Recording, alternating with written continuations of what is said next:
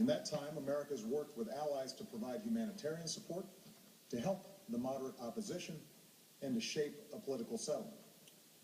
But I have resisted calls for military action because we cannot resolve someone else's civil war through force, particularly after a decade of war in Iraq and Afghanistan. The situation profoundly changed, though, on August 21st, when Assad's government gassed to death over 1,000 people, including hundreds of children. The images from this massacre are sickening. Men, women, children lying in rows, killed by poison gas, others foaming at the mouth, gasping for breath. A father clutching his dead children, imploring them to get up and walk. On that terrible night, the world saw in gruesome detail the terrible nature of chemical weapons and why the overwhelming majority of humanity has declared them off limits, a crime against humanity, and a violation of the laws of war. This was not always the case. In World War I, American GIs were among the many thousands killed by deadly gas in the trenches of Europe. In World War II, the Nazis used gas to inflict the horror of the Holocaust. Because these weapons can kill on a mass scale, with no distinction between soldier and infant, the civilized world has spent a century working to ban them. And in 1997, the United States Senate overwhelmingly approved an international agreement prohibiting the use of chemical weapons, now joined by 189 governments that represent 98% of humanity. On August 21st, these basic rules were violated, along with our sense of common humanity. No one disputes that chemical weapons were used in Syria. The world saw thousands of videos, cell phone pictures, and social media accounts from the attack. And humanitarian organizations told stories of hospitals packed with people who had symptoms of poison gas. Moreover, we know the Assad regime was responsible.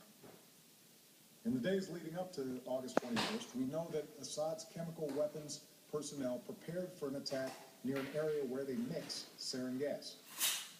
They distributed gas masks to their troops. Then they fired rockets from a regime-controlled area into 11 neighborhoods that the regime has been trying to wipe clear of opposition forces.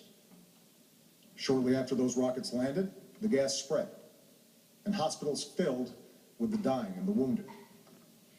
We know senior figures in Assad's military machine reviewed the results of the attack, and the regime increased their shelling of the same neighborhoods in the days that followed.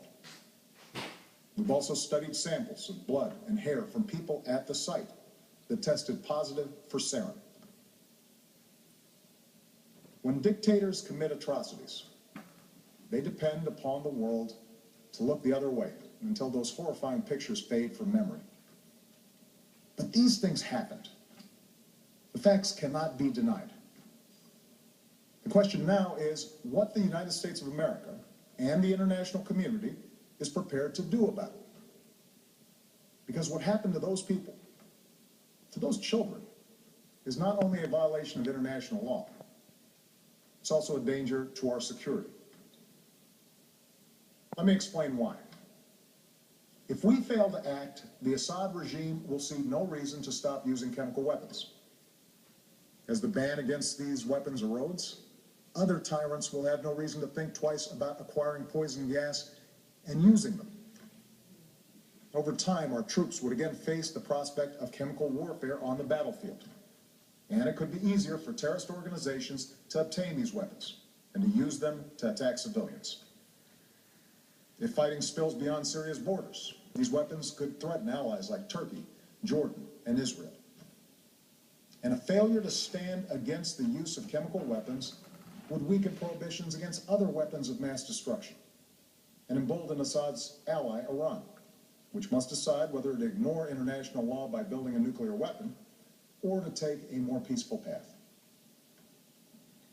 This is not a world we should accept. This is what's at stake.